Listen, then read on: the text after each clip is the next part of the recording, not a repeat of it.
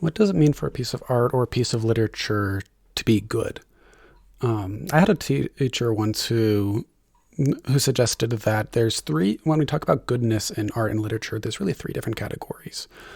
There's art that is technically good.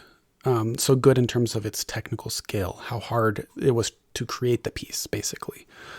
So that would obviously be things like, the Mona Lisa, anything that's produced by, the quote unquote masters, like the people who are at the peak of the profession and who have the highest skill level.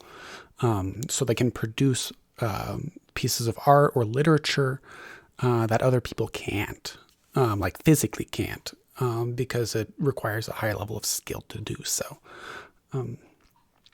So technical skill is one type of good in the arts, in literature. Then you have a second category, which is good in the sense that it's appealing to you, that you like it. This is a fun one. And there's a lot of attention on this one,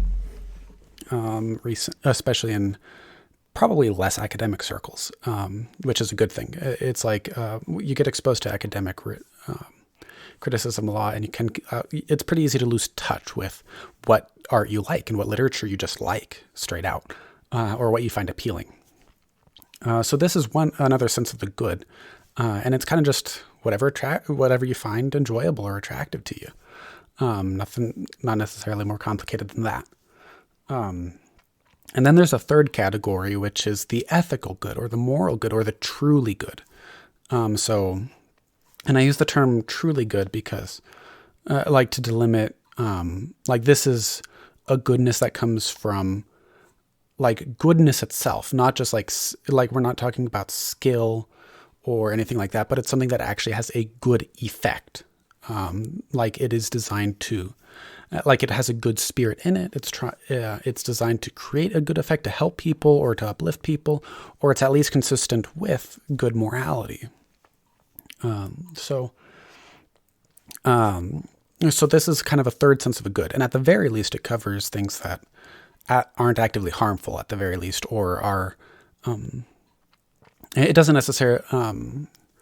Like the most ethically good pieces would, of course, be things that would probably be things that advance a moral position, not necessarily like through it, like as an advocacy piece, but like in terms of when you read it, you want to be a better person, or when you view it, you want to be a better person, or you want to be better with the people around you, whether or not the piece itself hits you over the head with that, or has like a clear ASOP, or a clear moral to it. So like, a lot of my favorite pieces fall into that category. So you can draw, so you've got these three categories, the aesthetically pleasing, the technically skilled, and the morally good. And you can create a Venn diagram with these three categories. And I think it's rather important to know that these three things are different, especially if you start getting into academic discussions, but also in general, like just for determining your own tastes, because we can blur these three categories together when they're actually quite distinct. And in particular, I think we actually you can actually start having problems when you, in particular, if you focus a lot, if you don't focus enough on the morally good part, because it's like there's a lot of good works. And goodness is meant, like, there's a lot of ways in which a work can be good. But for instance, in academia, there can be a pretty big problem. I'd say there is a big problem in terms of modern arts academia and literature academia are largely content neutral. They don't care about whether a work is morally good or not, or they don't care much. You often don't get past lip service, and they focus a lot on technical skill and technique, which that makes sense for the academic setting, of course. But the problem with that is if you dwell too long in that setting and you don't reconnect or you stop valuing moral goodness in your works, then people start getting weird, and your beliefs start getting weird, I don't really want to dive into the weirdness of literary critics, but it's a problem. And it's like you end up looking like your friend. Like in a lot of ways, you behave like your friends. And if you spend too much time engaging with immoral but highly skilled literature or art, then like that affects you, and that changes who you are as a person and how you see the world. So that's just something to be very cautious of. To not let it's like you can make maybe limited studies of that kind of field, but it's like you have to be cautious and you have to know to ground yourself and to not forget that technical skill in the arts is not the end all be all. And in particular, but it doesn't have to be an either or thing. Remember, this is a Venn diagram situation. It's like, I prefer to focus on kind of the union of the three things that are ethically good, highly technically skilled, and morally good. But to be honest, if I were to drop any category, I would drop technically skilled first. As long as I enjoy it and it's moral, that's like that to me, that's more important. And I'd rather study that, like what it is that makes me happy about it, like, and deepen my love and appreciation for a piece. I'd rather do that more than focusing a lot on the technique.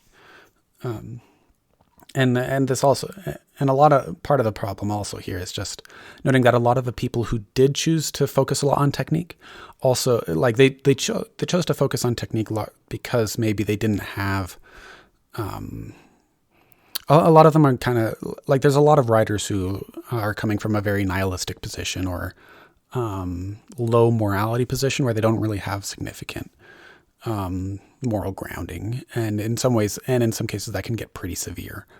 And like the more you read, I don't want to get into the details, but the more you read at like an academic or an advanced level, it's like the more you see that, because it's just what comes up at that level, what gets discussed a lot in like degrees of literature, and especially masters and on, can often be very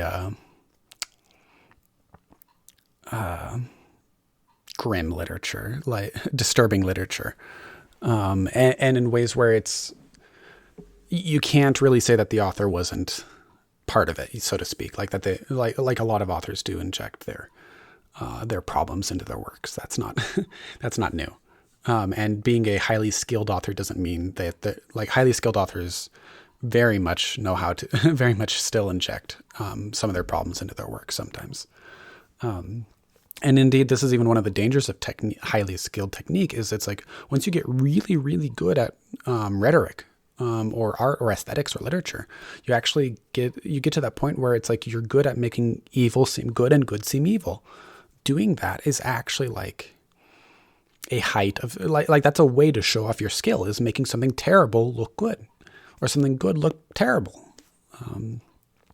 Politicians are great at that. So that's just something to be cautious of. And search for something better than that. It's like, try to ground yourself in moral art, like retain your connection to it. It's like, you don't have to, it's like, it's good to broaden your studies and things like that, but it's just be aware of these three different categories: the aesthetically pleasing, the morally good, and the technically skillful. And do your best to try to find things in the intersections. Cause it's like, especially it's like if you spend all your time studying like academically skilled work that you don't enjoy, for one, that's going to be miserable, for reasons entirely different than why studying academically rigorous work that's immoral is going to be miserable. So it's really like you want to spend as much time as you can finding things that are in the intersections,